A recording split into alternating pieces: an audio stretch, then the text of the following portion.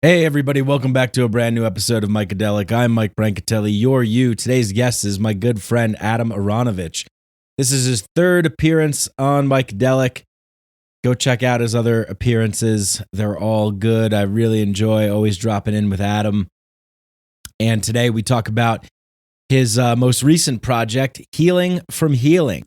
Healing from Healing is a very popular Instagram page. It's, as Adam puts it, a critical, skeptical, and humorous gaze at transformational and healing culture. Not really a meme account, although he does use some memes and humorous images, but also writes very thoughtfully the captions to his posts. Each one carries a specific message and theme to it, and I find it to be a breath of fresh air, really. I mean, I've always enjoyed Adam's perspective, and I'm really happy that he's putting it out there for more people to access. So we get into that. We talk about what healing from healing is. What are some of the problems, pitfalls, traps, basic systemic type issues that are in the healing and spiritual communities, and all that good stuff. So, you're going to enjoy this conversation. If you do, leave us a rating on Spotify. You can leave ratings on Spotify now. So go ahead and click 5 stars on Spotify. That'll help us out a lot. And also, of course, on Apple Pods. Also consider becoming a Micadelic Inner Sanctum warrior, spiritual warrior of love and gaslight. That's an Adam. That's an Atomism right there. But yeah, we got a cool community of people, and we do early release episodes, ad-free episodes, intro-free episodes. So, for example, this podcast that you're hearing right now, you will hear that on Patreon, and it won't have this intro that I'm doing right now. It'll just be the conversation. So consider becoming a Patreon member. We call it the Inner Sanctum. We have a Discord channel, and there's all kinds of cool people on there. And big shout out to all of you that already support. Appreciate it. Also, if you're a patron, you get a complimentary alchemy session, as I'm calling them, with me, and we'll dive into that a little bit more. I kind of talked a little bit about my new offerings on the last episode. If you're curious about that, go ahead and check that out. And thank you to our sponsor, Waveblock. I appreciate Waveblock very much. There's these little stickers that I put on my AirPods. I feel like there was a time where I didn't have Waveblock stickers on, and I don't know, I didn't really feel good having my AirPods in. Imagine that, having these AirPods in directly in your ear holes, emitting the radiation frequencies and whatnot. So I don't know. Is it that detrimental? Is it that much of a problem? Are we all going to die? I'm not really sure. But basically, I think they have a really cool product that's really affordable, and it's not. It doesn't get in the way. They're just these stickers that you put on. I got one on the back of my phone, and I got two. Well, I got a pair on my AirPods. Really not that expensive, and the way that I see it is like, hey, why not?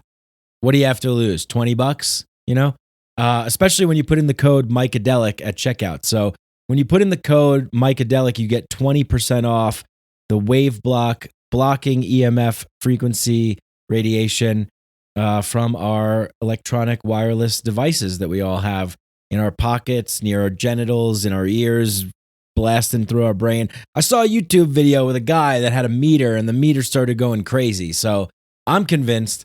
Plus, Waveblock is really cool, and they're nice, and they have a cool looking website and scientific studies to back up what they're doing.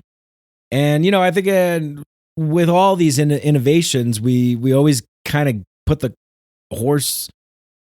cart in front of the horse on a lot of these things, and then we don't find out till like years later, like, oh yeah, it turns out actually asbestos isn't so good, or hey, it turns out lead is kind of a problem. It turns out smoking actually isn't that great for you. So who knows? I'm like, if you want to mitigate the risk, these are the best things to get because they're non-intrusive. You don't even notice them. You just put them on your AirPods, you put them on your phone, and that's it. There's just a sticker, and it greatly reduces the potential harm of these EMF frequencies. So check it out. Put in the code Micadelic, get 20% off. Consider becoming a Patreon member.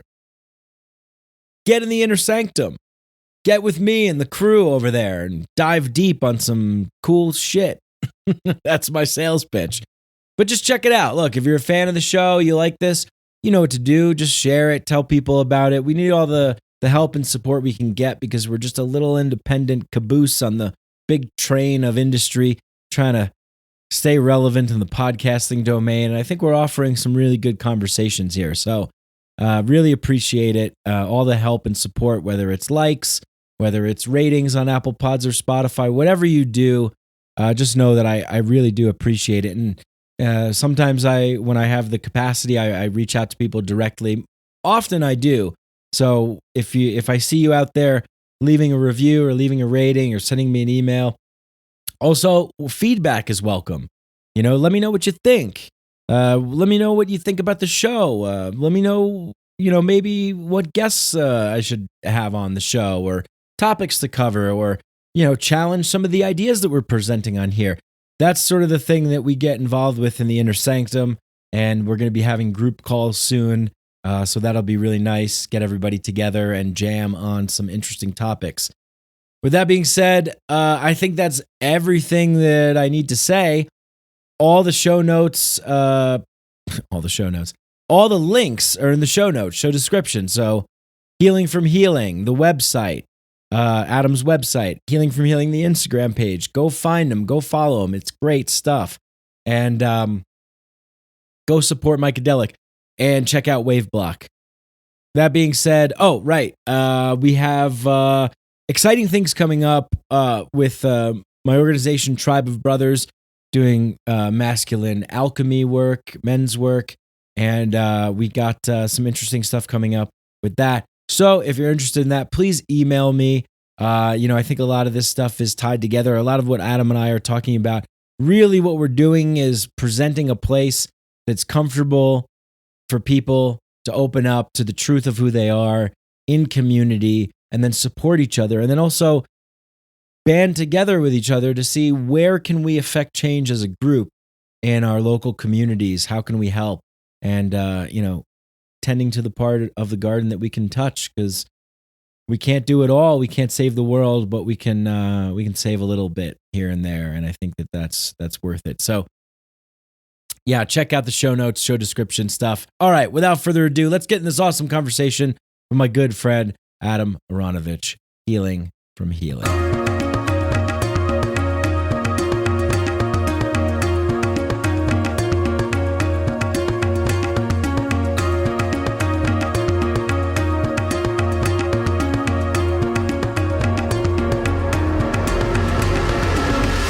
Hey, everybody, welcome to the show. I'm here with my good friend, Adam Aronovich.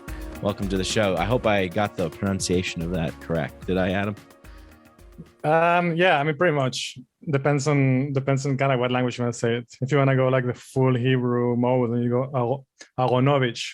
Aronovich. So then you have to you got to get like the throaty R kind of sound. Aronovich. Yeah. But yeah, cool. You're pretty good. Nice. All right, great. Yeah. Third time on the show.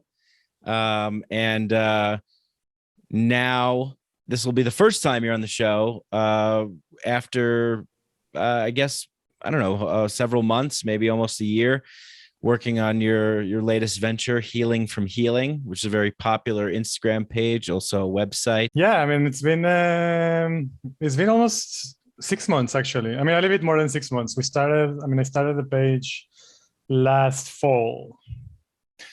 Yeah, and yeah, it's grown very quickly, very, very surprisingly so. Yeah. So what was the pull? What was the call to create this? So I think, for the most part, I think the last few years, particularly the last couple of years, ever since COVID and isolation and the way that things unfolded, allowed me, or rather forced me, to take a few steps back from the things that I was doing beforehand. I was very pre-immersed in what I come to call healing culture, which maybe I will explain later what I mean by that. But taking a step back, or many steps back, and starting really seeing the landscape from a different vantage point, and realizing that there's many things that I was participating in and encouraging, and in so many ways endorsing, that I felt somewhat guilty, I guess, and responsible then to actually rectify, and start talking maybe about things that weren't very popular in the discourse about healing and transformation and so on and so forth, but that I felt were very important. So yeah, I mean, mostly things about how we make sense of information, mostly things about how we make sense of non-ordinary experiences, what is the role of epistemology in all of these things, right? And like just like really like starting to have a harder look and dismantling many of the assumptions and dogmas that have become kind of commonplace and almost sacred cows within transformation culture. Yeah, was there one thing in particular that really was, kind of poking you, where you were like, man, this is really something that's bothering me, or that I see that's not quite right, or something that needs to have light shed on it, could really be beneficial for this community? Yeah, I mean, there were a few things. I think like the most prominent two things that I think were very, very important for me were, do you remember when this movie Plandemic came out? Yeah. So this for me was a massive kind of like wake-up call, because I saw it immediately. And then like very soon afterwards, I started seeing like lots of people talking about it and reposting it. And it just became kind of like these viral sensations, and people were very critically absorbing all this information. And regardless of what we think about what COVID is or isn't, or mandates or vaccines and all the controversies and difficult topics that there are to talk about in relation to COVID, that movie in itself is very bad. Like, it's very poorly made. The arguments are very flimsy, and it's just so blatantly manipulative that it really hit me hard to see so many people that I love and respect just fall for that and spiral into a wormhole of, not necessarily like only the conspiranoia that is kind of like part, like the bread and butter of healing culture in many ways, but like that particular wormhole that was particularly bad. Yeah, I mean, there's a lot we can say about conspiracy culture. I'm not here to like be a detractor of it. I think you and I have had the conversations about it, and we agree on many things, and we also disagree on some things. But I think everybody can agree that yes, I mean, sometimes there are like powerful people conspiring behind our backs for nefarious purposes, and that's always going to be true as long as we have the kind of systems that we have. Mm-hmm. So this is not like a diatribe against conspiracy thinking in general, or what alternative research, but like that particular part of it. So, and that was coupled. It was not only pandemic. There were other things that came like very much around the same time in adjacent areas. Right, like the QAnon thing was kind of blowing up, and then again, like seeing like so many people in the yoga communities and wellness communities and plant medicine things, and like even like just plant medicine people that were not only like talking about it, but like advertising things in relation to things that they saw from like QAnon groups about like the retreat centers, and like how integrated like these things were in like the work people were offering. And it was just very discouraging to see the extent through which these things were just intrinsic to many of the areas and communities that I was part of. And I think like the last thing that really hit me hard is, the last few months that I spent in the Amazon rainforest. I had some experiences that really highlighted for me some like really difficult aspects of what I was doing. Yeah, particularly around a certain strain of narcissistic behavior and kind of thinking that arises with people that have been stuck in their own asses for too long, and kind of having that gaze inwards and that narrative of doing the work and doing the work and doing the work, and just stuck in that loop for too long, and how toxic that can become when we're not able to take some distance from it and actually see things as they are in a more relational framework. And this is something that has been kind of like brewing for a very long time. Like just like the awareness that there is a sort of hyper individualistic, kind of like entrepreneurial vibe that permeates the plant medicine world and the healing cultures that is very counterproductive in the long run. It's very like it encourages a lot of navel gazing, a lot of self-absorption, a lot of kind of like narcissistic behaviors, and just an outlook on transformation and healing that is very detached from what I think transformation and healing should be like. So it's kind of like just a clusterfuck of different things that really brought me to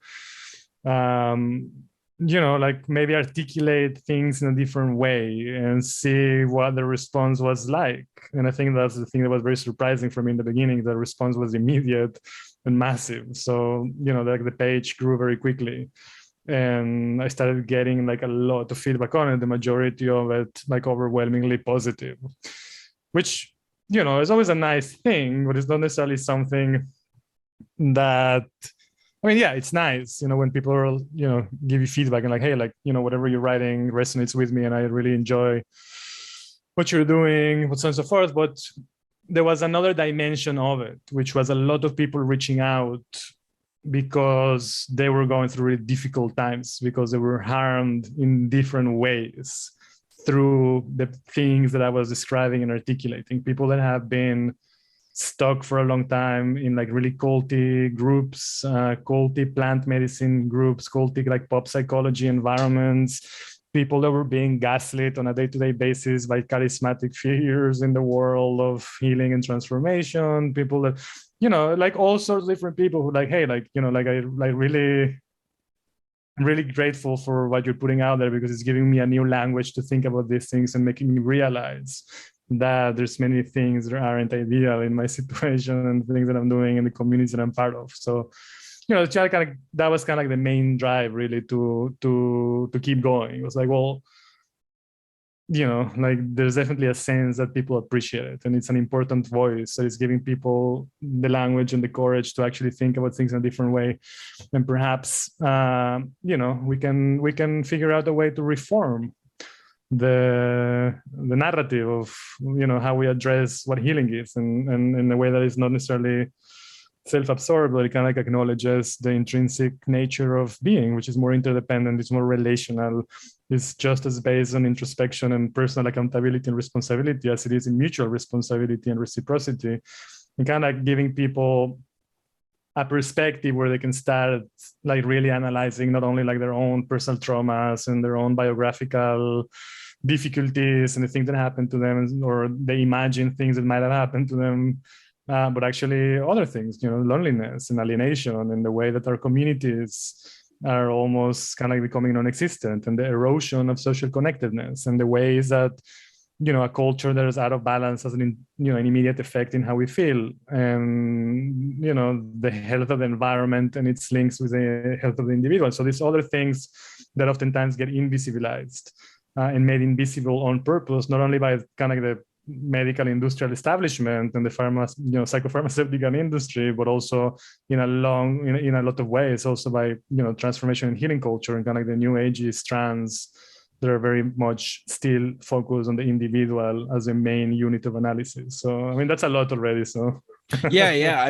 Last time you were on the show, I think we kind of focused a great deal on, because I believe you were on a panel giving a talk about working at the Temple of the Way of Light down in the Peruvian Amazon as an anthropologist with the psychiatry background, and what you observe there over your time being there, and coming to the conclusion that a lot of the anecdotal discoveries that you made from interviewing people, a lot of people referred to the tight-knit bonds that came from community, right? So Yeah, we touched on that last time you were on the show, but I think that you said something really important here in terms of this project, Healing from Healing, and trying to invite people into discovering a little bit more nuance and maybe even some paradoxical ways of being in the world with this murky landscape.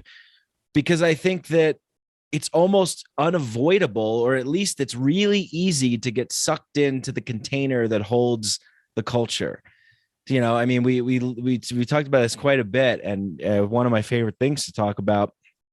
It's like almost unavoidable not to be shaped by the container, not to be shaped by the game rules that set out. And we live in a hyper individualistic, consumption-based, capitalist, global, oligarchic sort of culture here, which it's like, if you want to prosper within this culture, and everybody is concerned about self-preservation, that it almost is sort of inevitable that even in the spiritual and the healing community, that we start to take on some of the attributes of the container in which we're playing in. So it makes it really difficult to sort of separate yourself from that. Like, how does one even go about doing that? You know, I think a lot of people get into something, maybe they drink ayahuasca a couple of times and they're like, wow, I could really help people. I could make this a business. I could monetize this. I can do all kinds of things. And really, they're not really thinking very much. Well, I don't know what they're thinking, but regardless, how do we separate ourselves from the culture that we're in and go in a different way? It seems really difficult to do. Yeah, it is very difficult. All right, well, that's the podcast, everyone. You heard it here first. It's hard, and that's it. Yeah. Yeah, well, it is difficult. There's no way around it. Just to clarify, I'm not a psychiatrist. I do have a background in psychiatry, but not as a psychiatrist. I worked in psychiatric environments for many years. Psychiatric hospitals, inpatient wards. So my background is in psychology, and more recently, medical and social, medical anthropology and sociology. So yeah, I mean, what you mentioned, there's one term that I define that I really like, which is trickle down healing or trickle down spirituality. Yeah, okay. Which is it's kind of like this juxtaposition of one of the more important neoliberal ideas, so like trickle down wealth. The idea that if you give tax breaks to the rich and you invest in kind of like the businesses of the billionaires, then their wealth kind of by default gonna get trickle down to the rest of the people, because they're going to be able to give more jobs and there's going to be more opportunities for everybody. And if like the richest like echelon of people thrive, then everybody else by default is going to thrive. There's a very, very similar phenomenon happening within the plant medicine world and kind of in general, kind of the entrepreneurial spirituality world, which basically says something along the lines of like, we don't really care about the peasants, right? Like we don't really care about like serving ayahuasca to like just common people, because they don't have much influence, they don't have much power. But on the other hand, if you attract like the movers and shakers, if you attract the billionaires and the CEOs and the people that have the actual influence in society and culture, then you heal them, and then they have the capacity to influence from the top down their organizations and their societies and communities and so on and so forth. So, and that's kind of like an idea that I've seen very well entrenched in this world, right? There's kind of like that drive towards a sort of like psychedelic capitalism or psychedelic entrepreneurship that is like, well, like we want to go straight for those people that have influence and power, because if we and it's kind of like the cliche, like, well, what would have happened if Trump had drunk ayahuasca, and what would happen if you gave Putin ayahuasca, and like people have like this intuitive idea that like, oh, like if the world leaders and so on and so forth. Yeah, I mean, again, it's a very neoliberal way of seeing things. There's other ways of seeing things, which actually like, from the bottom up, it's actually the people themselves. Like it is the peasants and the common people and the people who actually are, at bottoms of the hierarchy that have dealing probably with, the most amount of pain and trauma and difficulties and hardships. And there's a, a great need to actually kind of address that in a little bit more of a grounded, socially aware way. I mean, that's just one of the ways, I guess, in which this plays out, in the sense of like that intersection between spirituality and capitalism, and neoliberalism, and the ideologies that go with it. But I kind of mention individual, like hyper individualism. It's kind of one of the attributes of like the dominant culture, like this idea that the individual is kind of like the center of the world, and our level of analysis and everything else is an abstraction. Actually, Margaret Thatcher said that once upon a time. She said like society is an abstraction. The only thing that matters, like the only thing that there is individual. Which is ironic because, I mean, particularly in the world of ayahuasca, for example, you're working with indigenous people that have relational cosmologies and relational ontologies. I mean, if you really press them to say, they would probably say exactly the opposite. They would say the individual is an abstraction, and the only thing that there is a network of interdependent nodes of which you are one part. It's kind of like a completely different way of understanding parts for the whole. And I mean, in the greater scheme of things, neither of those is true or false. They're both simultaneously true in different perspectives and different levels of analysis. It's just a matter of like, what do you focus on, what do you prioritize? Yeah, and that's hard to kind of wrap your head around as a human being, I think, because we want one way. We want to be on a side or a team that makes sense. It's kind of a simplifying, right? Like, all right, just tell me the way. Just tell me the mode of being. Okay, that makes sense. And then I can justify it for what I'm doing. So yeah, you're right. And then this is also reflected in the spiritual healing community. It's all about healing the individual. I need to heal me. I got to heal my things, my issues. Is that where you were kind of going with that? I mean, it's also become a mantra in this kind of environments, right? Like your own personal transformation is the only thing that matters. Yeah, like the best gift that you can offer to the world is your own personal gift, your own personal healing and transformation. That's kind of like, above the lintel, as if it were the temple of Delphi. Like that's kind of like the scripture of the oracle. Yeah. Like your own personal transformation is the only thing that matters. Everything else is secondary at best. Yeah. Well, yeah, you just posted about this transformation, right? Yes. Something I've been thinking about a lot, actually, because there's this inherent need in when you find yourself in the healing community, in the spiritual community, the entheogenic community, whatever community of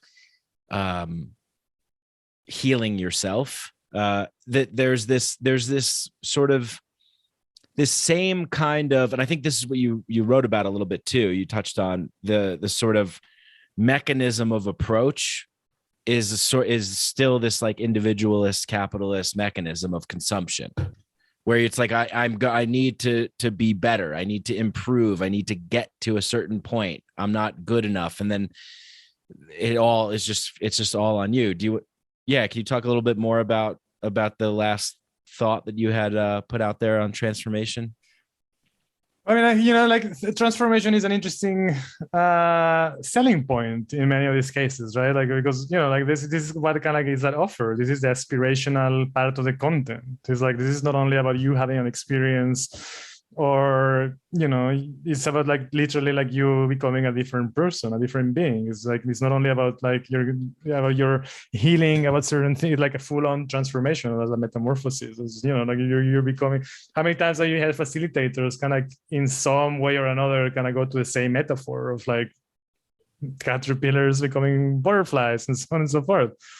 But when you stop to think about it and what it actually means, like, I mean, sure, we do grow and we do heal and we do mature, and there's many things in life that, I mean, we're not the same person that we were a year ago or 2 years ago or 7 years ago, and so on and so forth. And this is kind of part of the natural process of life.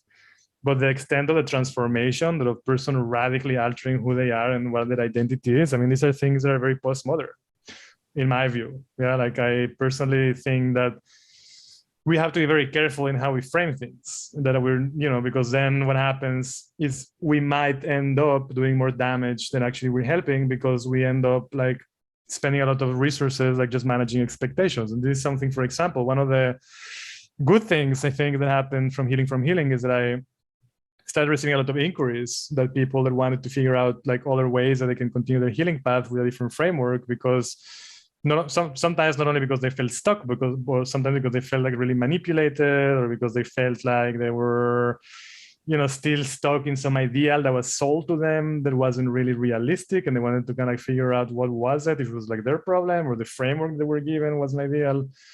And I have had like conversations and sessions with lots of people who reached out to me because they were disenchanted or sometimes like downright like harmed by bad facilitation, by unscrupulous coaches, in the worst case scenario, by like, just like really toxic cult leaders and so on and so forth. And I think like one of the main points, or one of the things that a lot of people have in common, is this disenchantment and this disappointment with a sense of failure, of not really accomplishing what was promised to them, not really being quite transformed in the way that was, proposed to them, or not quite really have gone through like this incredible healing that they were advertised and they bought into.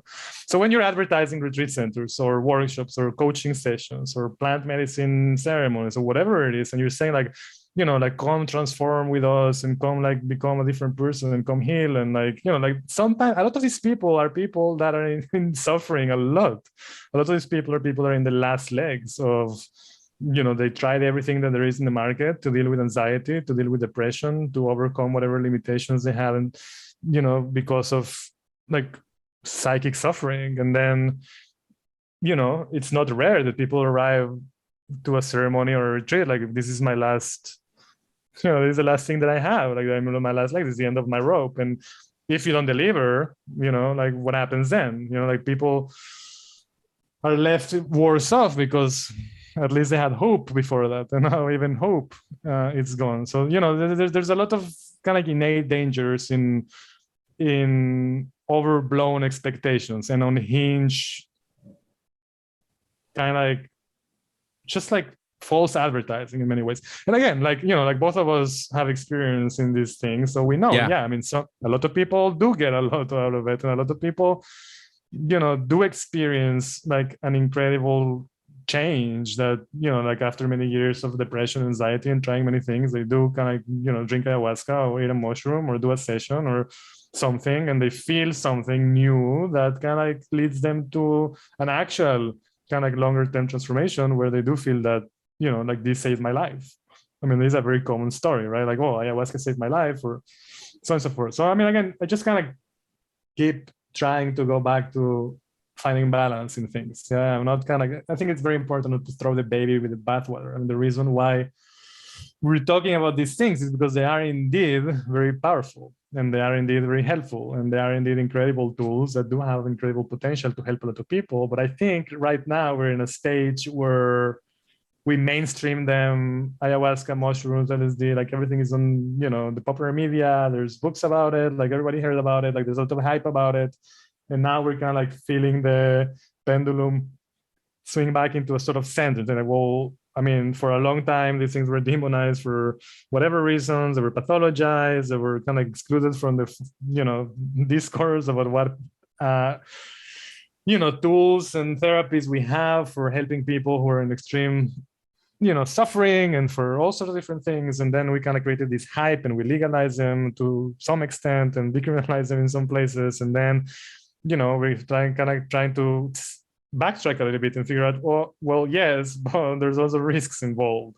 This is not all golden. There's a lot of things that require a lot of attention to detail and managing expectations, and having the insight and the capacity to say, well, I mean, there's a lot of potential here for not only therapeutic aspects of it, but also for money making and for reputation making and for ego aggrandizing ventures and all sorts of things that if we don't navigate very carefully, we're going to end up doing more damage than we're actually helping people.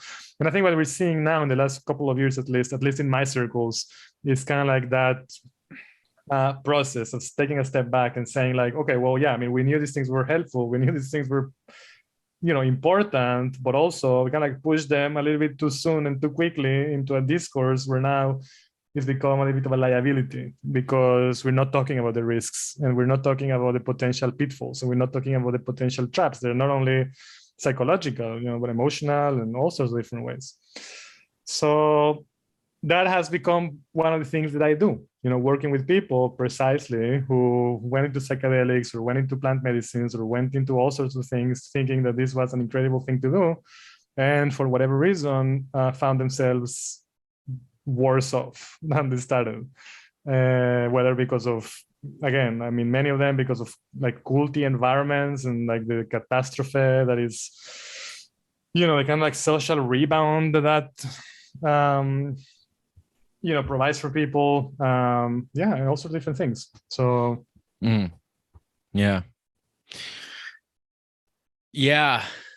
I think that there's this tendency for humans to move towards something that's like new and shiny and promising and appealing, and sort of rest in that place and not necessarily consider the ramifications or the unintended consequences that may come along with it, because everything does. I think there was so much hope for psychedelics and ayahuasca and plant medicines, and this is the new thing, and like all we have to do is just do this, and then integration, whatever, and we're good. But it's I think that if you don't have a good practice of embracing reality as it is, and if you don't have a support system of good community, that you're gonna drown a little bit. It's not a panacea.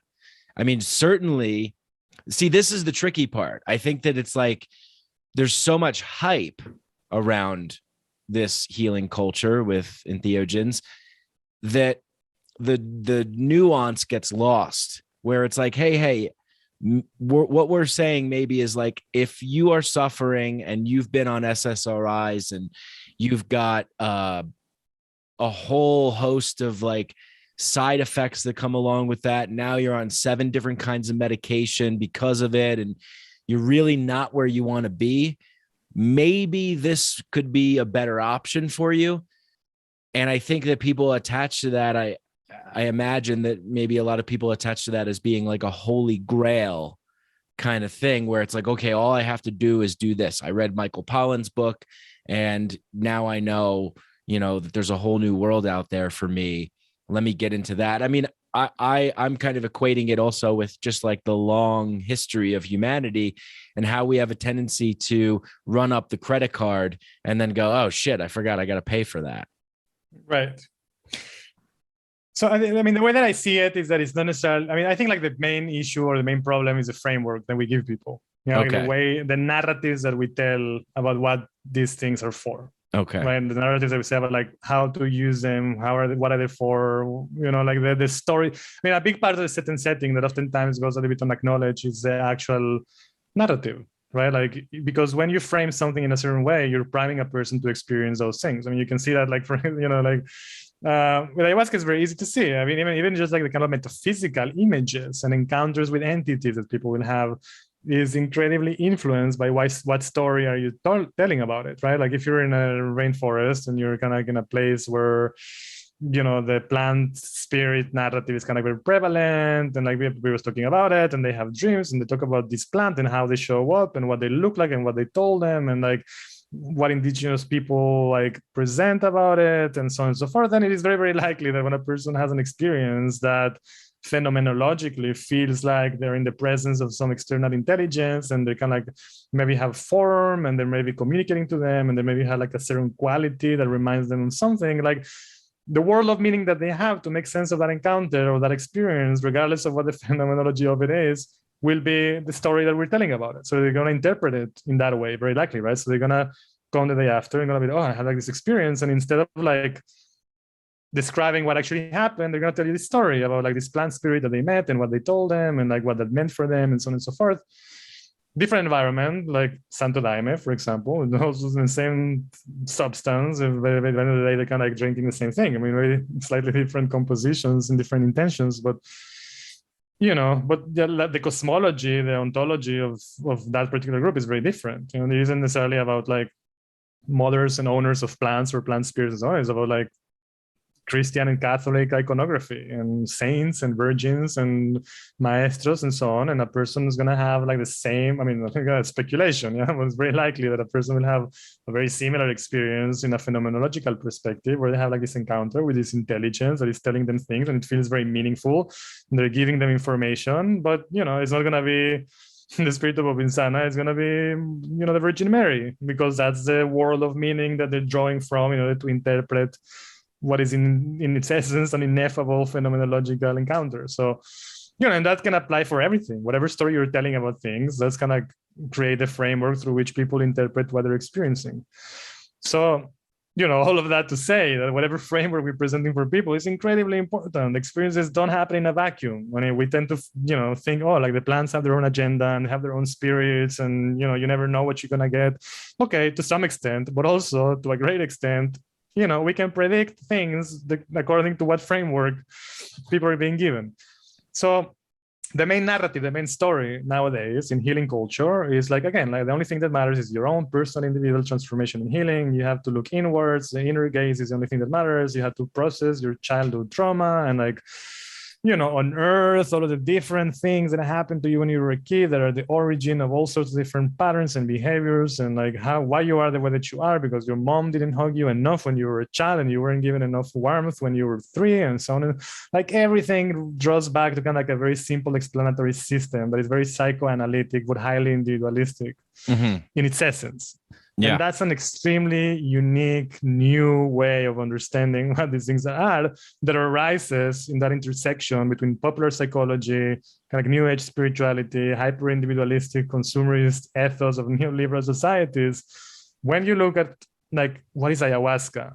When you ask that question, you ask a Western person, ayahuasca is a medicine. There's no doubt about it. That's not even a question. People will get offended if you say something else, right?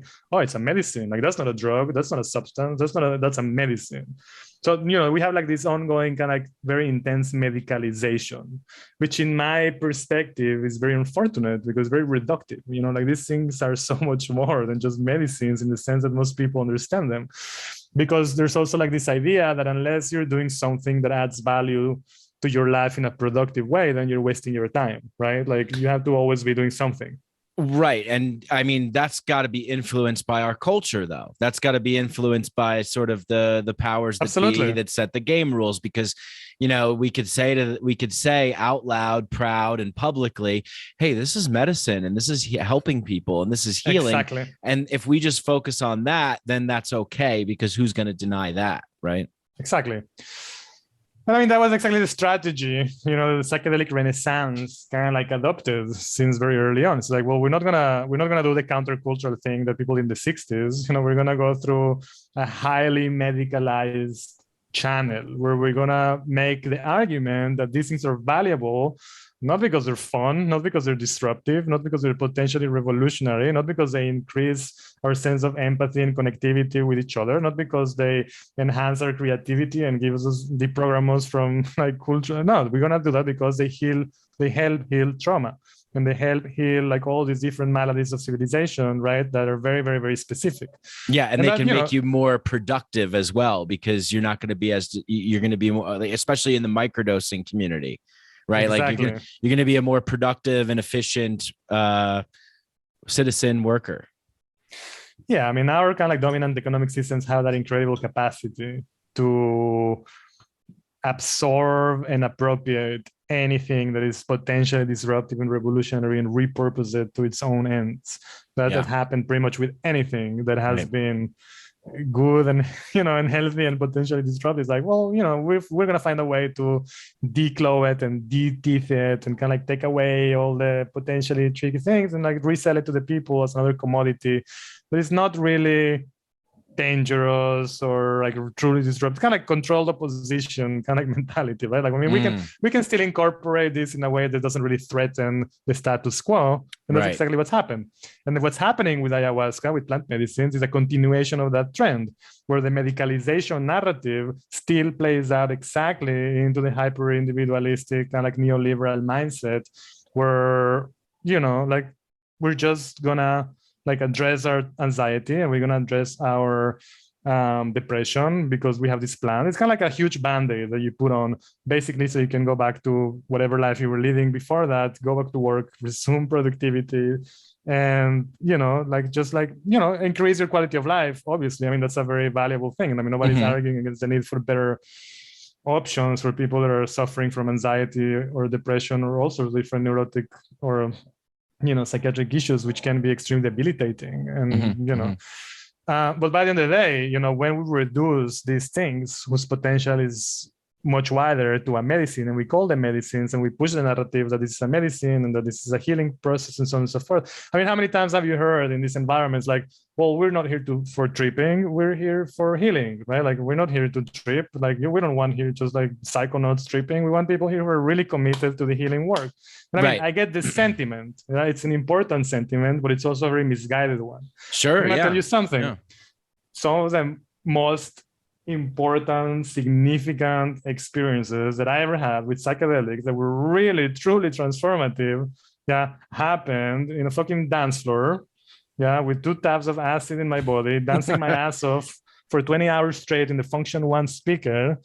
And like just having like that kind of ecstatic experience of like ultimate fun and ultimate bliss, and having like people around me who are like bringing bowls of water, and this other person is bringing me a fucking acai bowl, and I'm like so attuned with the music, and like just having the best time in my life and having this ecstatic experience of like, holy fuck, like this is like incredible, right? Yeah, well, you're not a good Puritan. No, I am not. But I'm saying like, like there's room for all of these things, right? This is like one of the points that I oftentimes make. Like we need to create a framework that doesn't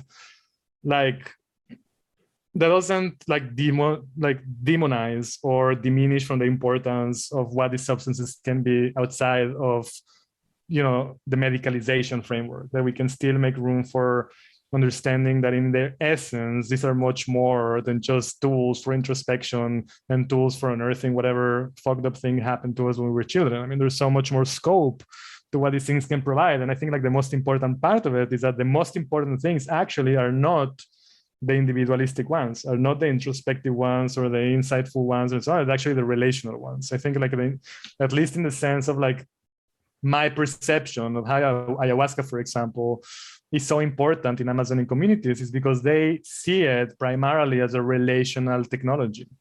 It's a social, community-based technology that is not about like people. I mean, Amazonian people, I mean, you see them, they're not reading like books about self-growth and like how to whatever. I mean, they're much more interested in maintaining relationships healthy, and they're much more interested in like not necessarily like having like this individual overload of experience, but like ayahuasca in traditional communities, for the most part, has always been used kind of like this relational setting where it's like, it's not about me and my process and me, but actually it's like me, how am I embedded within this group of people? It's me about how am I embedded within this network of people, and more than human people, with human people and the bird people and the tree people. The whole medical system is based around that idea that illnesses never happen in a vacuum. There's always somebody else who made you ill, and the main reason for that is like you infringed like a norm of reciprocity. So ayahuasca is that which can help you realize, oh, I fucked up with the wrong tree, or I stepped in the wrong part of the forest, and I kind of whatever it is. But the relational, right? Like they are meant more than in the way that we usually use them in hyper individualistic kind of Western setups. They are meant to really highlight the importance of this eco-social awareness. Ayahuasca is primarily the tool that allows people to be well embedded within these different layers of being, which is individual, communal, social, cultural, environmental, and to highlight where these encounters, where the ruptures, where the short circuits are in this great network of interdependent relationships. So it enhances social coherence, it maintains the harmony and the balance, it allows communities and societies to kind of like keep each other always in check. So we don't really have that in the same way, but we do the opposite. Like we allow individuals to just like run rampant and become kind of like this. Yeah, totally. I mean, I'm thinking of how nature operates, and I'll take ourselves out of that equation for now, just to draw the analogy, because I believe that we're a part of nature, not separate from it. However, we act as if we're separate from it. But it reminds me very much of like restoring balance and to an ecosystem. If there's an issue in a particular part of the land, say like the swamps of Florida or something, there's like there's not enough fish for the whatever, the deer to eat or something, right? I don't, do deer eat fish? No, they don't eat fish. The bear. There's not enough. There's not enough fish for the bears to eat, and therefore, there's a problem with a certain kind of over vegetation or something like that, right? Because what I'm trying to get at, and maybe you understand better, draw a better analogy here, but the point is that it's not isolated to one thing, that it's all interconnected. And that seems to be the major issue, is that we, and even with, psychedelic companies and things like that, people wanting to isolate particular chemicals and say, hey, this is going to be like the trip without the trip, and it's going to do the job for you, to make you better, to make you fit in more to the game that we got going on. So yeah, I don't know, maybe comment on that if you like, and then I got another question for you. Yeah, no, I mean, that's it. That's what it is. It is like that interconnectedness. And I think, there's, I oftentimes, like, people will ask me, like, oh, what is ayahuasca? What is ayahuasca for? And like, well, anybody who tells you a straightforward answer, what is ayahuasca for? They're either lying to you or self-deluded. I mean, who fucking knows? It's a mystery. It's like it's a doorway to, probably the most mysterious realms of experience that a person can encounter. So, but like, I think, like, there is probably like one experience or one lesson that I personally feel has been the most important to me. And I think it's the most important for most people, particularly people that are living in disenchanted Western capitalistic, materialistic, consumerist societies, which is precisely that deep felt experiential knowing of interdependence. When a person experiences themselves as, not being an isolated individual with this kind of solipsistic outlook in the world where everybody else are just like actors playing out in my scene, but actually, like, I'm just like, again, like this node in a network of interdependent relationships that demand by their, inherent nature, a practice of mutual responsibility and reciprocity, and the knowing that, when we comes down to the actual facts of things, like, like, the idea that a person is like exclusively and individually responsible for their own well-being is a fallacy, because we know that not to be true. I mean, yeah, we can do a lot to feel better. We can kind of do changes in lifestyle. We can go to therapy. We can eat better and exercise, and but there's a limit to how much can we do, to really increase our sense of well-being and healing when the very structures that we inhabit are rotting, right? Mm-hmm. Like, if our community is out of whack, or if we don't have community, which seems to be like the default state for the majority of people living in Western cultures, particularly North American societies, where consumerist systems have been bent on eroding every sense of mutual kinship, creating that vacuum that can only be filled with consuming bullshit we don't need or want. But, when that's the default, it's very difficult to really feel good, because even if we don't see it or we don't feel it or we don't realize it, like, the loneliness will have a massive impact. We can grow as much as we can as individuals. We can read books and meditate, but if we're not well embedded within a network of, various and diverse, intimate, non-sexual, non-romantic relationships with a lot of different people, as we are supposed to be, as social mammals whose limbic system is attuned to other beings with empathy, and like we mirror each other, and we, if we don't have that, which again is like 90% of people in the West don't have that, then it's going to be very difficult to really be healthy and happy, because there's a crucial part of who we are that is completely missing, which is that sense of shared togetherness with other people. Now, if the cultures that we are part of are completely, I don't even know what to call it, but like a culture that doesn't really feed you anything of value, but keeps feeding you bullshit entertainment 24 hours a day. Yeah, I call it the fake plastic tree culture. Yeah, from excellent, a Radiohead song. Right? Yeah, where every piece of art is in fact an advertisement. It's very difficult to remain healthy in that kind of environment, because people need art and people need to be, exposed to stimulation that is intellectual and emotional, and but nowadays it's very difficult to really get that, because again, like, everything that we call art for the most part is a veiled advertisement, is a product placement, it's a content. Bunch of it's content. Everything is content. So like, what actually is happening, instead of people like being exposed to things that stimulate them and make them grow as people. We're being exposed to messages that basically are telling us, if you don't buy this product or this service, then you're gonna be more unhappy, and you're never gonna look like those people in the ad that are like drinking wine together and smiling. And you're never gonna get that girl because you don't have the thing that she wants you to have. And like it's just like this constant loop that reinforces our sense of like inadequacy over and over and over and over. I mean, when the main message that you get every single fucking day of your life is like, you're not enough. Well, I mean, is there any wonder that the main issue that most people have in the West, like that sense of inadequacy, that lack of self-love, like that kind of like, lack of self-trust? I mean, that's the message that we're getting every single day, thousands of times a day. Environments are easy, right? Like, I mean, the environmental aspect is probably the easiest. I mean, if the food that we're eating is unhealthy and the water is dirty and like we're not being nourished, I mean, but these intrinsic links between individual health, social health, cultural health, environmental health, this medical industrial complex and kind of like the neoliberal system as a whole spends so much effort in making those links invisible because they want to put the locus of the responsibility in the individual. It's like, hey, like we know that 96% of all global warming and ecological collapse is due to, corporations fucking up the environment, but we're gonna shame individuals for taking showers for too long or not recycling. It's kind of like a similar mindset. Right. Yeah. And it isolates the individual as well. Yes.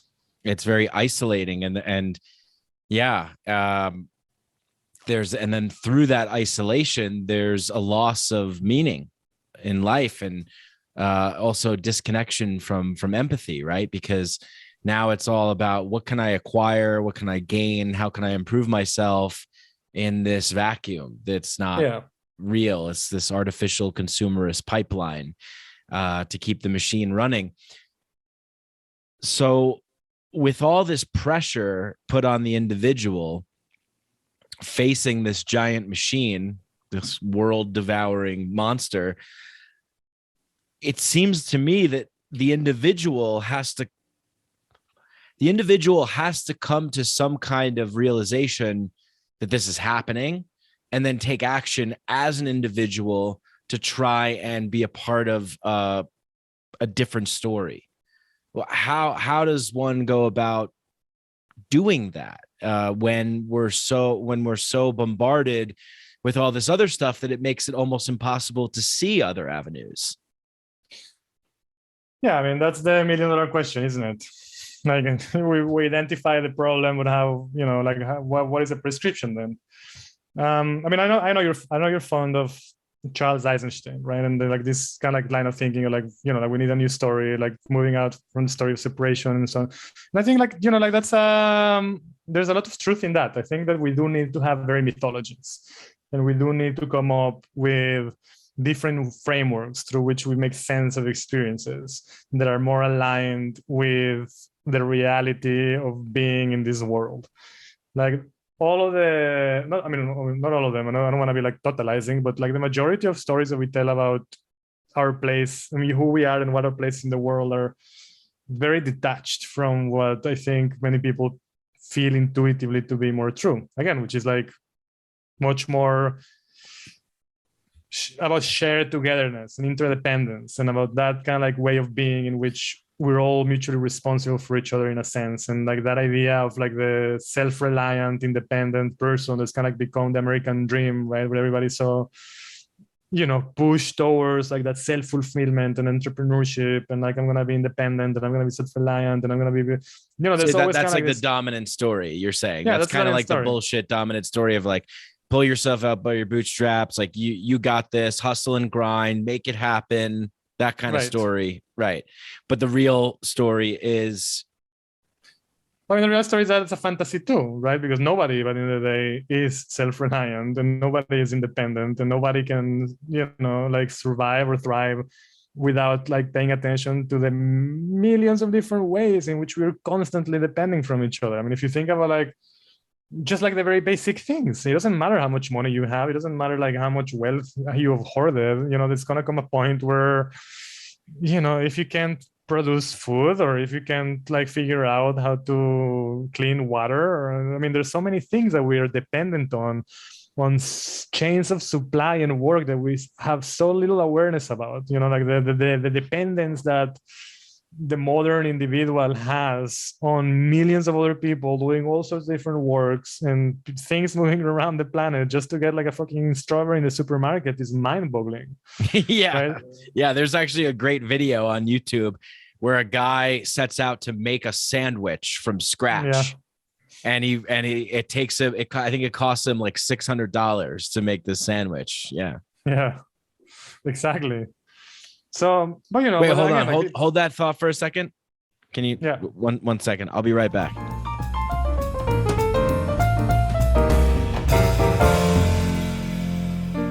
You were saying the individual versus the, yeah. Right. So, I mean, we're talking about like just how mind-boggling like post-industrial world has become, and the illusion and fantasy that anybody in this world can actually be self-reliant and independent, and kind of like that's drive that's always priming us towards like a greater sense of, just detachment from each other. I mean, I think like, the dog-eat-dog kind of world, like extreme forms of competition. I mean, there's some environments where that is more felt than others, but it's very discouraging when you start feeling that in spirituality and plant medicine too, right? Mm-hmm. Where people start like comparing, like, oh, that person is not doing their work, like that person is not healed enough, like that person hasn't like dieted enough. And, like I got so much of that in kind of like the fishbowl that I was part of for so long, and like refusing to participate in that kind of like competitive healing. Like that's something that actually a new term probably that is worth describing and defining. Healing. Yeah. Like you're gonna be like the Kobayashi of competitive healing, just like eating hot dogs on the Nathans in Coney Island. Except the hot dogs are like the infinite stream of trauma. Yeah. How many diets have you done, Mike? How many ayahuasca ceremonies have you participated in? Like, do you manage to like? I mean, how many? Is it just like this? I mean, there were like a few situations where during the last stretch that I spent in the jungle, there were a few experiences that really illuminated this for me. In a very tangible way, and I haven't really like talked about it, but talk about it. They were powerful for me, right? Because there was COVID was happening, the pandemic was happening, there was like a lot of shit going on and going around, and we were kind of like barely like holding our shit together. And like people were very eager to drink ayahuasca, and I was like, I mean, whatever, there's a lot of things happening as it is, and we're dealing with so much stress. I don't know if like ceremony for me would be ideal, because that's not necessarily what I need right now. People were like, oh, come on, like it's like we need to go together, whatever. And I did. And then, there's oftentimes kind of like this moment where people set intentions and everybody's like, well, I want to like work in this and I want to like discover that. And I was like, I just want to throw up and get a good rest. Yeah. Which for me is an incredibly valid intention for a fucking ceremony. Sure, of course, especially for the purga. Yeah. I mean, in indigenous Amazonia, right? Like the actual name of ayahuasca in all sorts of different indigenous groups actually translates to the purge. And purging is a primary reason why people actually want to drink ayahuasca, because it keeps them healthy physically, emotionally, spiritually. Throwing up is why people would go to ceremonies many, many, many, many times. Right? Oh, yeah. But as a Western person who is supposed to be doing his work, who is supposed to be like constantly monitoring my internal states and always having my emotions and feelings in check, and discovering, like peeling off new layers of the onion of my mom not hugging me enough, and what happened to me when I was a child, and why am I the way that I am, and why am I fucked up because those things. And it's like this constant competitive kind of like healing. And I remember like just sitting there and being like, I want to get a good rest, and throwing up and getting dirty looks from people. And then the day after, when we do the integration and so on and so forth, getting I got called out. I was like, for a person in your position, like having an intention that you just want to like sleep and throw up is responsible. And what I'm not like, are you fucking kidding me? Like, are you what are you expecting me to do when I actually live in the rainforest, when I have access to this pretty much unlimitedly, when this is not necessarily a spatial location, which again, there's a lot to say about like consumerism and kind of like that mentality of like, well, it's available, so why not? Which seems to be extremely dominant and prevalent in these kind of environments, where actually, my view is very different to that. And I mean, it was like that maybe the first year or 2 years that I lived there, but the more that I was there, like the more that I kind of like gained some respect and some distance. And I was like, like maybe this is not something that I want to do every weekend. Like this is just not that kind of activity for me. But I realized that there was a big disparity in the expectations of the collective of what I should be doing or what should be my intention, right? And what my actual intention was, which is I want to get a good night's rest and I want to throw up. You bastard. Sacrilegious.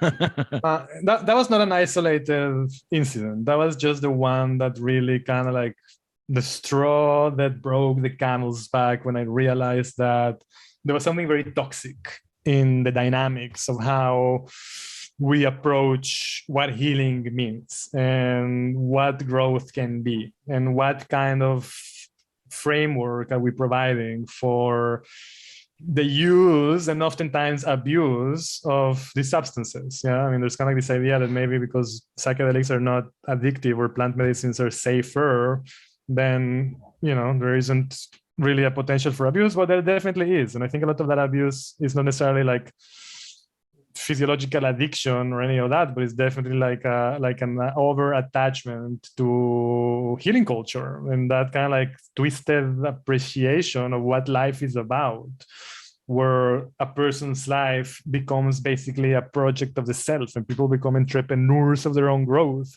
And the only thing that matters is getting to that next layer of the onion and peeling another layer and peeling another layer. And like everybody's life has to gravitate around that without respite, without like the ability to say, actually, I want to take a step back from this.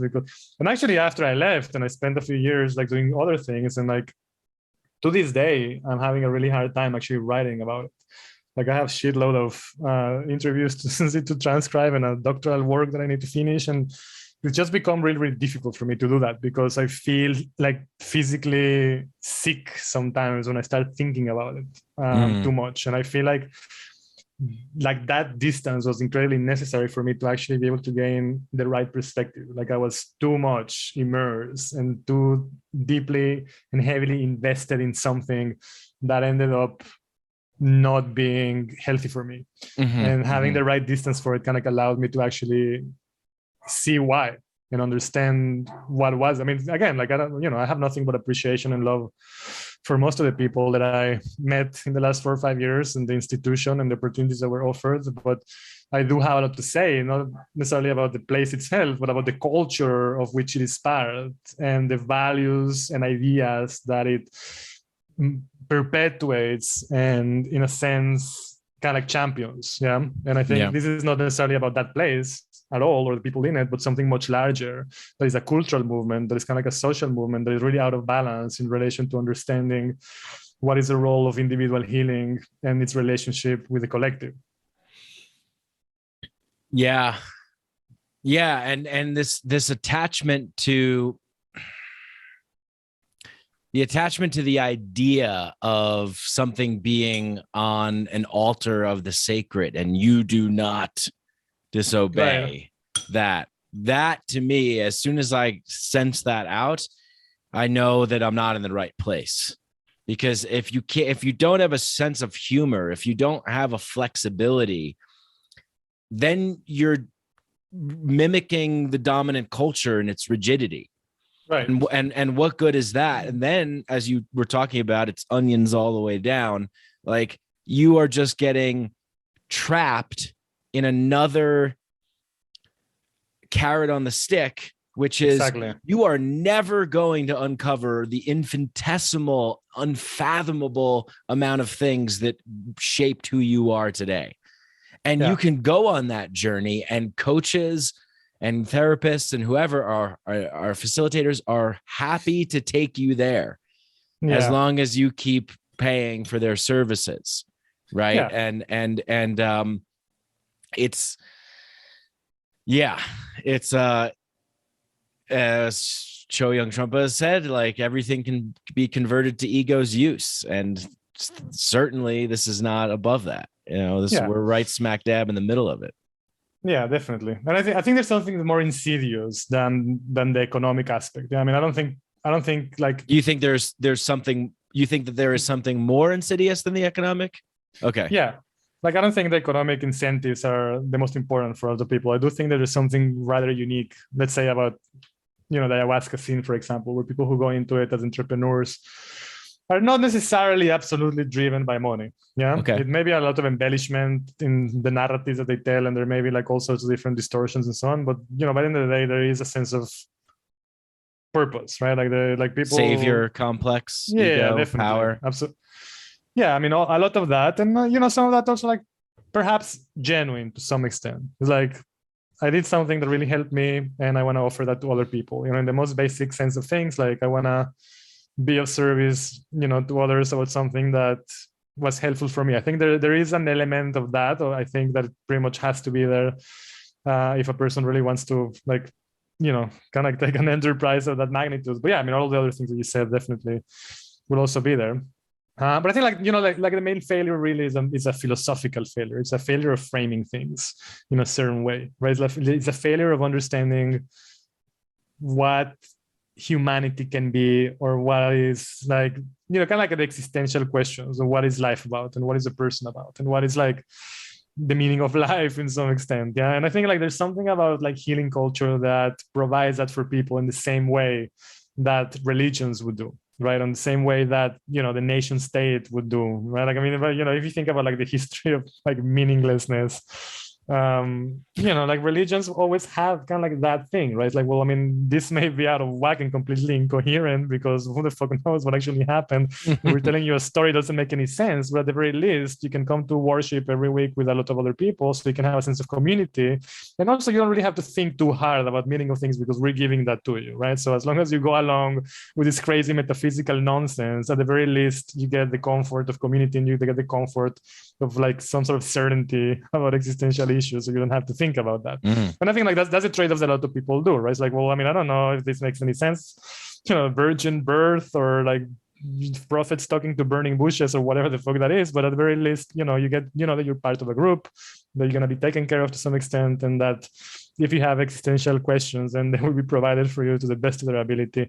And I think healing culture, in a very real sense, kind of like takes on that role for the disenchanted world of kind of like postmodern millennials and other people who kind of like realize, well, I mean, religion doesn't really provide that for us anymore.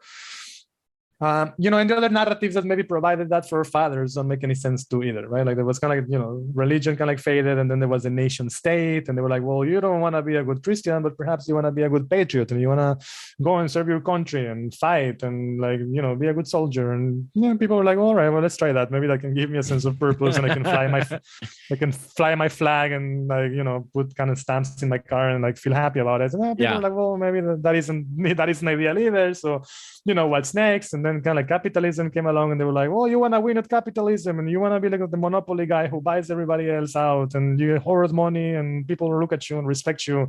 Then you have a house in the Hamptons and 400 cars, and people are like, oh, well, let's try that. And then people are like, well, let's do that. Let's become billionaires and like win at the game of capitalism. And a lot of people did that, and then they kind of like look back and like, well, yeah, we're still not really happy. Like that kind of like didn't hit the spot either. Like we don't really have a lot of sense of meaning and purpose. So, maybe that's not it either. And then, like we have kind of like modern developments, right? Like more in the form of kind of new age spirituality and self-actualization and personal growth. And like, well, maybe what you want to do is like work through all of your trauma and like polish your personality and kind of like decorate the masks that you wear with other people. So, you present yourself in a certain way, and it's all very performative, but also, it's kind of like a narrative that makes sense to a lot of people, kind of like Western neoliberal, like hyper-individualistic, postmodern environments where everything is about identity, right? It's like, well, like I want to be perceived as such and such, and, I want to recover like that side of who I am and polish those others.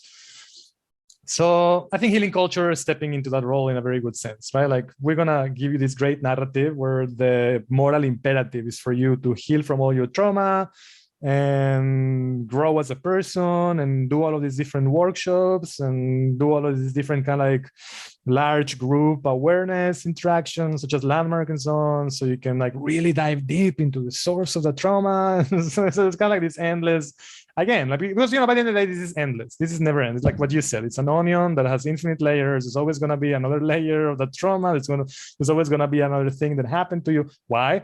Because life is fucking hard, and life is inherently fucking painful, and life is inherently traumatic, and there's always going to be a partner that's going to leave us, and there's always going to be a family member that's going to die, and there's going to be an illness that we're going to have to struggle with, and there's always going to be more and more and more grief and more pain, and also joy and also beautiful things. But we're never going to get to a point where like, oh, like we're fully healed and we're fully happy and life is perfect. And that's kind of like an ongoing process where there's always going to be something. There's always going to be that carrot dangling from the stick. You need to do your work. You need to, detach yourself from that attachment, and you need to and that's obviously a fantasy. Yeah, it's an illusion, right? So there has to come a point where people can like realize that and say like, it doesn't matter how many fucking workshops and retreats I do, or how many ceremonies I attend, or how many weekends at Landmark and different like advanced groups I do. And there's gonna come a point where I have to just like stand up and say like, you know what? Like, fine, I acknowledge that I'm a human being in a world that is inherently traumatic, that's inherently painful, where yeah, I done my work to some extent. I maybe went to therapy. I tried to the best of my ability to heal my family relationships. So I have like that sense of kinship. I invested time and effort into creating community where it is that I live. I kind of like, like gardening. So whatever it is, and I'm ready to participate in life fully, right? With one eye, maybe still kind of like somewhat inwards, but maybe 1.5 eyes outward. And start caring about other people and start doing things for others and start, like realizing that I'm not the center of the fucking universe and that my hero's journey leads back to the fucking Ithaca. And that, after I kind of get my... the fucking Ithaca, yeah. treasures and slay the dragons, rescue the princess, there comes a point where you have to come back home and share what you found with other people and be of service to other people in a way that is genuine, in a way that is not performative, in a way that is not just kind of like feeding into that same story of whatever it is that healing culture is trying to tell you. So I think like that's kind of like the shift that I would like. The kind of like long-winded response to your answer. No, that's great. I mean, that's wonderful. I love everything that you said, and it's making me think of like all the times that I personally feel the best. Well, not all the times, but the majority of the time when I'm feeling the best is when I actually did something to contribute to help somebody or something. That it makes you feel good. I don't think it's some grand mystery that when you help other people, when you do good, when you participate in a helping way, whatever it is, that you feel a little bit better. You feel a little better because we're inexorably connected, and there's some kind of mechanism there that goes, I mean, if you're an incredibly selfish person and all you want to do is feel good about yourself, go volunteer somewhere or help out and make a difference. Like the perspective that you can gain by being around people that have it worse than you, and then you actually contributing to help them, feels good, and don't do it performatively, but genuinely, I think. And yeah, it's interesting as you were talking about, how we've shifted. And like, oh, maybe we'll do this, maybe we'll do that. Like that there Campbell says that, like Joseph Campbell says, you could always identify what the culture values by the tallest buildings in the city. So at first it was like the church was the center point. Then you have the government building. Nowadays it's the corporate skyscrapers. So I don't know. I guess maybe we also look like, if there's a giant Maloka in the center of a city, maybe that's not a good sign. I don't know. It's a tricky thing, because wherever you go, there you are. Wherever humanity decides to plug into, we bring all of our humanness with us. And so this raises the question then of acceptance versus transformation. It sounds like that rather than the preaching of like transformation and reinventing yourself and healing yourself and digging in and digging in and digging in, and that continuous endless thing that becomes an industry, which then needs to perpetuate the modalities in which they're engaging in to keep the industry alive and afloat, right? Like I always think of like self-help books.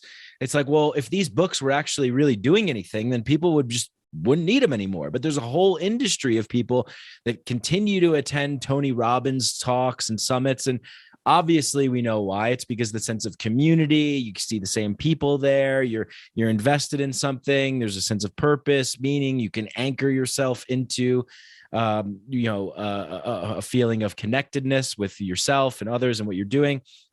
So yeah, so how it sounds like what we really need right now is to accept ourselves fully as who we are, and try and do a little bit and know that we're not gods. We're not going to be perfect. Or rather, maybe as Ernest Becker says, we are gods, but we have anuses and we die. So yeah, I love that. Yeah, I mean, I think it's a nuanced kind of dialectic. I think there's a lot of room for like transformation, and there's a lot of room for acceptance. I think the problem arises when either of those things kind of like gets out of whack, right? And either we gravitate towards one or the other with paying little attention to the other. So, it's kind of like this Christian prayer that I like. It's called like something along the lines like, God, give me the strength to change the things that I can change, and to accept the things that I cannot change, and the wisdom to be able to discern. So I think like something like that, where we actually do have the capacity to self-reflect and have introspect and mutually kind of like, hold each other accountable in certain things. Say like, hey, like, like you need to do better at this, and I know that I can do better at that, and I'm gonna make sure that I do my work, together, whatever that means. I mean, there's also different possible scenarios. And I think it is important that people have the capacity to want to grow. Yeah, I mean, by the end of the day, this is what it is. We have the gift of self-awareness. We have the mysterious and incomprehensible opportunity to experience consciousness, or big consciousness, or wonder about consciousness, or whatever the fuck is happening in the human experience. Nobody really understands. And part of that is like, well, we also get to make choices about what kind of quality of experience we want to have, right? And what kind of quality of experience we want to like be able to offer others, and so on and so forth. So obviously, I do think that it's important that people have that capacity and that drive towards healing and growth in a basic sense. And something that I think is very important in this conversation is that this is never a diatribe against healing, or against therapy, or against growth, or against like therapeutic uses and medical. All of those things have their place. I think they're important. It's just like, all of it is really about the excesses of what happens when we take things way beyond the limits of what is useful and healthy, and we turn that into cults, right? So now we have kind of healing cults all over, where there's dogmas, and there's sacred cows, and there's like proper ways of conducting oneself around certain things, and certain words that you have to call things. So you have to say medicine, and you have to say, you ask like, hey, like, yeah, like, what is ayahuasca? Well, I don't know. Is it a drug? Yeah, I mean, that's kind of like, the most. How dare you call ayahuasca? How dare you call Mother Ayahuasca a drug? It's disrespectful. No. Okay, well, whatever. I get it. I understand your position, but also, it's not that calling it drug is wrong, right? It's just a different semantics, maybe, but we're talking about human language and how we approach things.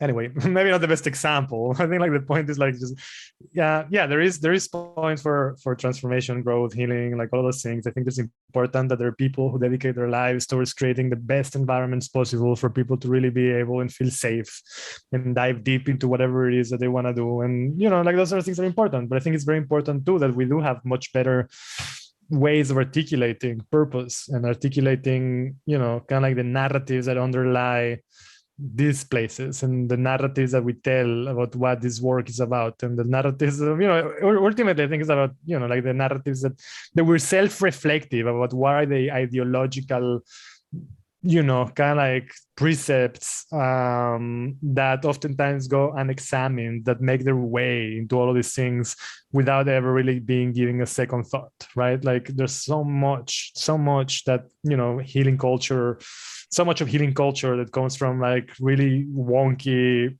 debunked ideas in pop psychology, so much that comes from like really unhinged metaphysical nonsense. It comes from the new age. There's so much that comes from kind of like this out of balance, kind of neoliberal consumerist ways of thinking. Yeah, but people, give me a few examples.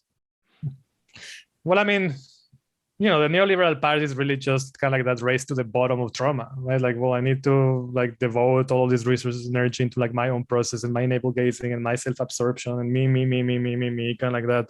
The individual is the only thing that matters and everything else is an abstraction.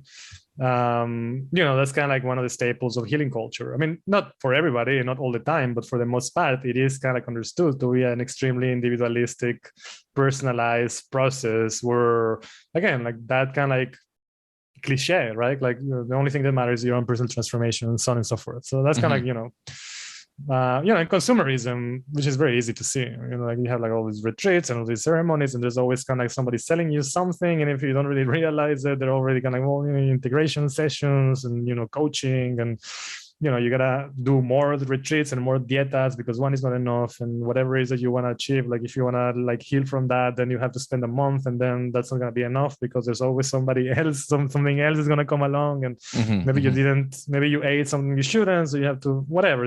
There's an endless carousel of services and products and things that are going to always be aligned because it's never going to be enough. And that's not only because of how the market is structured, but like the same person kind of like in that loop of like endless self-absorption and entrepreneurship of the self. Yeah. Pop psychology, there's a lot. I mean, popular psychology, I'm saying like, there's psychological ideas that maybe they become very popular, but they're not necessarily universally accepted, or at least accepted by not even the majority or a significant group of people in that discipline that can actually validate like, well, like this makes sense. There's a lot of ideas like that in healing culture, in all sorts of different ways, starting from the idea, for example, I think like one of the most significant ones is the controversy around recovered memories, right? Which is kind of like a staple of ayahuasca work in psychedelics, is this idea that if you drink ayahuasca, it might shed light on, like early childhood experiences and what actually happened when you were a child. And, and oftentimes people do experience that. And was like, well, I had like, like how many times I facilitated workshops with people that were like, I kind of like have this memory that resurfaces in ceremony where like this person, my uncle or my father, or like a person that I knew, or like a friend from a family, and I had like kind of like this vague memory of them kind of like sexually assaulting me, right?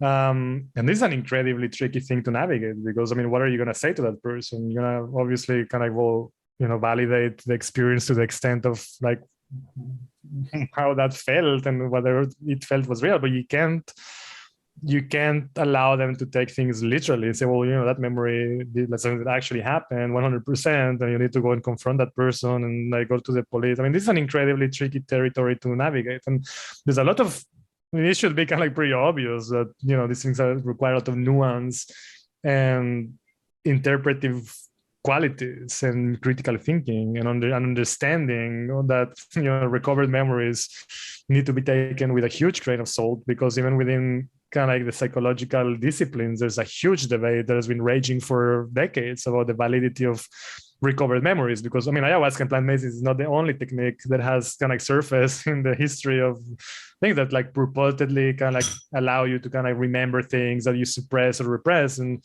but it turns out, well, maybe suppression and repression are not actual real phenomena. Maybe that kind of psychoanalytic concepts that we take for granted. And I mean, we tend to think like, well, something was really painful or difficult during childhood, and it was so difficult to bear that we have to suppress it so we don't remember it. But the impact is still there and the trauma is still there. And then some point during adulthood, if you tap into the right place with the right substance or the right technique, you might be able to actually remember what actually happened. And maybe.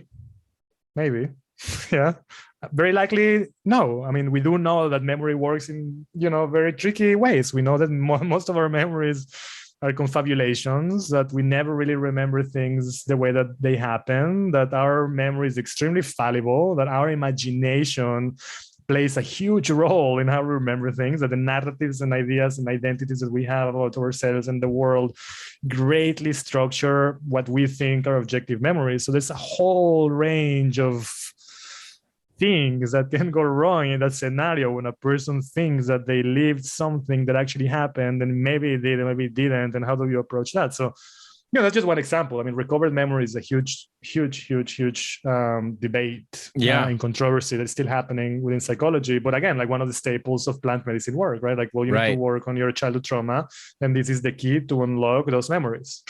Sure. Very dangerous. Very dangerous. Yeah, I think about like people that have UFO abductee reports and things like that as well, and then also things that happen in dreams, and how that my interpretation, and I'm not like set in this way, but I think it makes sense to me, is that a lot of things that happen in dreams are just kind of like representations, like using a person because that person represents something to you. It doesn't mean that that person actually did that thing or will do that thing, but they represent something to you. They evoke something to you, and it's your body, your mind's way of making, shining a light on something or telling a story or whatever.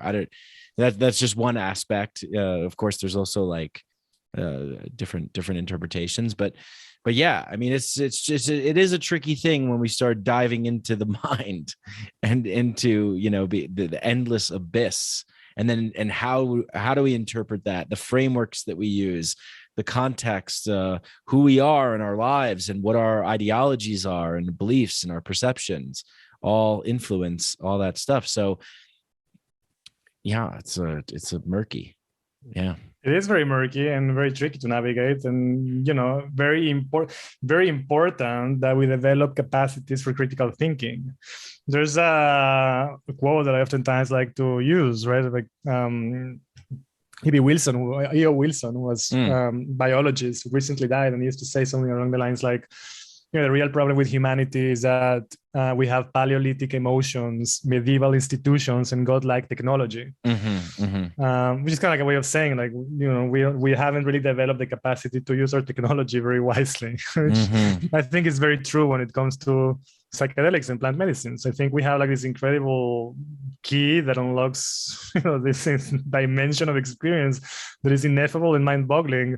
But we don't really know what's the best use for it. And we tend to either misuse it or reduce it to something, there's a little bit of underwhelming for what it really can be. And, I think it is very important that there are people that are pointing these things out, because as psychedelics expand and plant medicine expands and more people are drawn to it, we need to also like really create frameworks where people can develop critical thinking skills and better epistemologies around these things, and better ways of thinking about frameworks, about how to use these substances in plant medicines, and what integration can be like. Integration is always kind of like the Achilles heel, it's kind of like the magic word. It's kind of like the thing that everybody's kind of like throwing up around and nobody really knows what it means. Integration is never gonna be anything as long as it is still within the medicalized hyper-individualistic framework, which is ridiculous. Yeah. Amen. It doesn't matter what kind of transformative insight you think you have. It's never going to matter if you go back to being exploited 60 hours a week, working a job that you hate just to pay rent.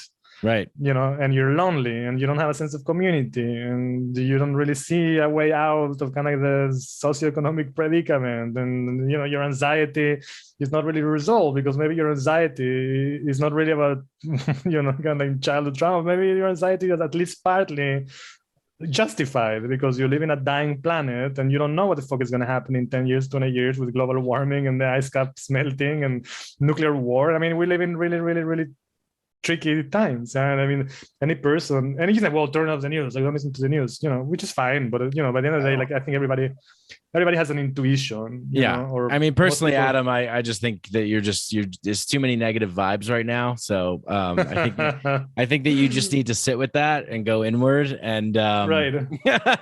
but you're totally right, man. I mean, this has been the one thing that I sort of get frustrated with, because I go back to the famous quote that's I overuse all the time by Krishnamurti, is like, it's no measure of health to be well adjusted to a profoundly insane and sick society. It's like, what good is it to offer people? Well, I shouldn't say what good is it, but it serves a purpose, but it's not the whole picture. We can't just be these isolated machines, these drones, these robots, these slaves in this system if we're not pushing the envelope to change things on a fundamental institutional infrastructural level. Yes, absolutely. Awesome. Well, you said something to me that was interesting. You said, I remember when we were talking about healing from healing a while ago, you said that your calling, I believe, was that you believe that the people are whole and complete. Yeah, my calling is people are whole and they remember who they are. Okay, they're whole and they remember who they are. Yeah. And great. So based upon that, what would an ideal situation look like in this healing community? How can we move forward in a way, like what would be your ideal dream vision landscape environment for people? Well, I mean, first foremost, that calling is, I think, not relevant anymore. I haven't really thought about it that much, but it doesn't sound right. It doesn't sound like I want to have a calling at all, to tell you the truth. I think I have worked with a few people that their main concern or the main thing that they struggle with, when I see people every week, several people every week, and I do get a lot of people that come with existential concerns about purpose and meaning and calling. I came to you for that. We worked together. I came to you for I was in a state of like existential paralysis and disenchantment. Yeah. So yeah, I mean, I do understand the importance for people to feel like that unique sense of agency in the world and what is the thing that really lights them up and what I want to do. And lately, I tend to do things a little bit differently. Like lately, I do try to encourage people to start thinking about things in a different light. Not necessarily about like what is the unique thing that I can do to embody the best version of my central character syndrome in the universe, as it were, but rather like things that actually get them out of their own heads and out of that narrative that everybody has to have like a unique calling and a unique purpose, and everybody has to we live in a Marvel multiverse with a cinematic epistemology where everybody is kind of like the superhero of their own story, and everybody else is just like a supporting actor in our scene of 15 minutes of fame. And like the cinematic epistemology framework is good and it's very real. Like we do tend to have a tendency to see ourselves as the central character of the universe and everybody else. It's kind of a very solipsistic approach, right? If nothing really exists outside of our own minds. Mm-hmm, so when people come to me with questions around that, lately I tend to do things a bit differently, and first of all try and kind of get them out of their head and like examine the premises of that need, like really reframe what do you even feel that you have to have a unique purpose? What isn't? Because that's when you look at it, that's a kind of very uniquely Western postmodern need. If you go to the Amazon rainforest, you ask like a Shipiro person, for example, like what is like your individual calling in life? This kind of like a very forced. We've actually done that in the Amazon. It was an incredibly forced process. They don't think in those terms. If you really force them and press them to, they will come up with something people experience joy or people are happy or something like really basic, because they don't like the perception of personhood, the perception of agency, the perception of individuality, the perception of our place in the world is very different. We have a very unique one, again, which is very cinematic. It's very Marvel multiverse, kind of like. They don't there isn't that need. Like, I don't have to be like the ultimate healer. I don't have to be like a rock star shaman. I don't have to be like a breathwork. I mean, it's enough that I'm part of my community, that my community is healthy, that I provide the service that I provide for my community, that if I'm the person that, you know, reaps the yucca or makes the masato or tills the soil or even, you know, provides ayahuasca or cooks for others. I mean, that's my role in community, and the only purpose and calling and meaning in my life is to do that in the best way that I can to be happy with, you know, other people. I mean, there isn't much more than that, and that's not like a, you know, colonial imperialist, like, oh, like, just like, no, I mean, that's just like the way things are. Like, being is enough. Yeah, and I think that's kind of like the bottom line that I try to get with people. Like, yeah, I mean, we do live in a world that kind of pushes us towards that, but it's not necessary. It's not intrinsic to the human condition that you have to find what it is. You know, like, being is enough. And if you're a good friend, if you're a good family member, if you're like, you know, if you enjoy what you do, I mean, sure, you can do better, but if you really want to find purpose and meaning, again, you know, like, get out of your own head and go do something for somebody else. Like, find an animal shelter in your area, find a psychiatric inpatient ward where people are really, you know, in the depths of psychic suffering. Find, you know, a soup kitchen. Like, go do something for somebody else and start thinking about things in a different light. Yeah, I think that's more or less kind of like where I'm at right now. Great, I love it. Yeah, and because we have been sort of like seduced by like everybody can be a CEO kind of mentality. Yeah. Everybody can be an entrepreneur. Everybody's got to be the greatest. Everybody's got to be the best. 7 habits of highly successful people. Think and grow rich. Like, yes. So, you know, I think all this stuff kind of started in the turn of the 20th century, right? Like, yes. Somewhere around that time. Maybe it took off after World War II because we were living in like this time out of time, where we just had this mass production. Everything was like the American dream. Like, you know, we're the age of the future, the world of the future. Like, we're going to the stars. Everybody's going to have a white picket fence and all that kind of stuff. But there was a time in American culture where it was just like, you just do something and just be a good person and have fun. Like, what mediocrity, maybe you can call it. I don't know, simplicity, but I personally don't think that there's anything so bad about that. I enjoy doing this podcast. I don't need to be Joe Rogan. I enjoy, you know, all the things that I do, and I don't necessarily need to be like number one. And yeah, there's still this pressure that I feel unconsciously to do more, be better, make more, be better, be the best. Oh, I got a positive review. Someone said something really nice. Ooh, that's great. It makes me feel good. Like, but there's just this kind of like general basic satisfaction that I also enjoy. And I live that way. And I try, it almost seems like that way of living is being pressed out. You know, it's like the middle class, like average, like you work, you know, 30, 40 hours a week, you come home, you relax, you could turn your phone off, you don't have to answer email. That sort of way of being seems to be eroding for a lot of people. And then it puts a lot of pressure to be this other thing. I hear people all the time, and it's like, do you really want to be that thing? Or do you just think that you want to be that thing?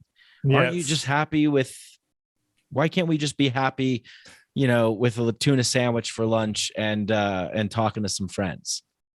Yeah, I mean, there's so many different ways in which the system keeps you running the rat wheel, right? Like, there's all these different techniques and cultural manipulations that keep us participating in exploitation, and more increasingly so self-exploitation, right? So that idea of purpose and meaning, I think, is one of them. And actually, that's something that ends up causing more stress and more suffering for people because they can't really figure that out, right? It's like, I am being told that I should have like a unique purpose, that I should be like this person, that I should be driven by passion, and maybe that's just not who I am. And yet there's like this huge weight about the stress of having to perform that, when maybe, you know, it's kind of like a made up thing. You know, so this is kind of like one of those many ways, like homelessness, right? Like homelessness in the United States, in North America, it's not a bug, it's a feature.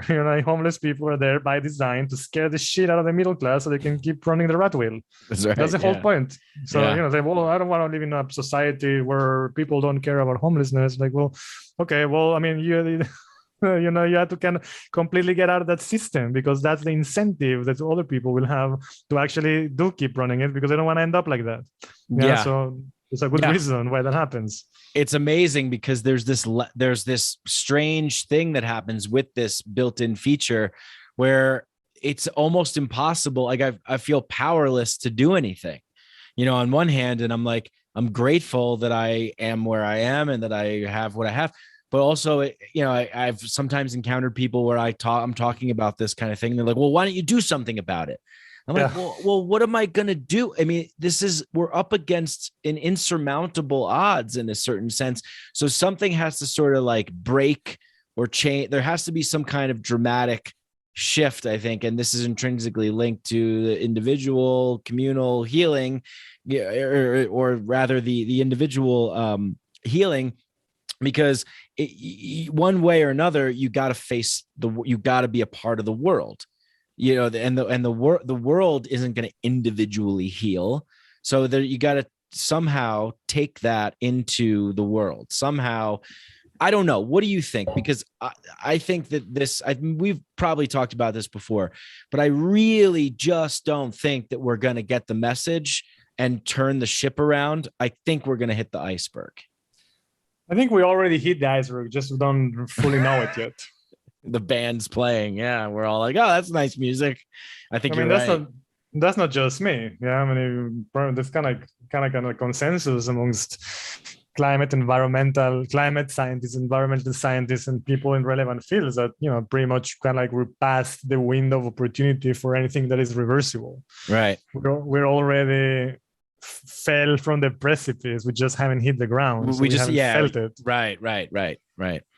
So, I mean, I try to not get into a overly apocalyptic mindset, because I don't think it's healthy for me. I went through that. Right. And I'm not going there necessarily. I'm just saying that like the change that we so badly want to see actually probably the healing isn't going to happen until we feel it on a collective level. Yeah. Till it hits home. I think like also like for me saying like we haven't really felt it is that comes from a place of huge privilege, because there's other places in the world where that's fully felt. I mean, the deserts of Pakistan and India reaching like 50 degrees Celsius every summer, the ice caps are melting. There's all sorts of very, very, very felt consequences of climate collapse happening in other parts of the world. For sure. We don't have the privilege of having these conversations in a more abstract level. But I mean, I think like that what you mean, or what I think you mean, or what I would mean is that we're not going to like realize that until the effects are felt also, and even in the midst of Western industrial society, and even our barriers of privilege are not enough to shield us from it. And food scarcity is going to be a thing, and water wars are going to be a thing, and who knows, right? I mean, they probably already are in all sorts of different ways that we're not aware of. I don't remember who it was, but there was probably was a spiritual teacher or somebody, and somebody asked, if you knew that the world was about to end, what would you do? Right? And the answer was, I would plant a tree. And I think that's something that I kind of like always keep in mind, that whatever it is that we do in this time and age is not necessarily for the sake of what the results of it would be in the long term, or what our survival chances are going to be like. It's just like the act of doing things despite the odds and despite the chances as an act of beauty and poetry and rebellion in itself. It's like, I mean, fuck it. I'm having a kid in a couple of weeks, right.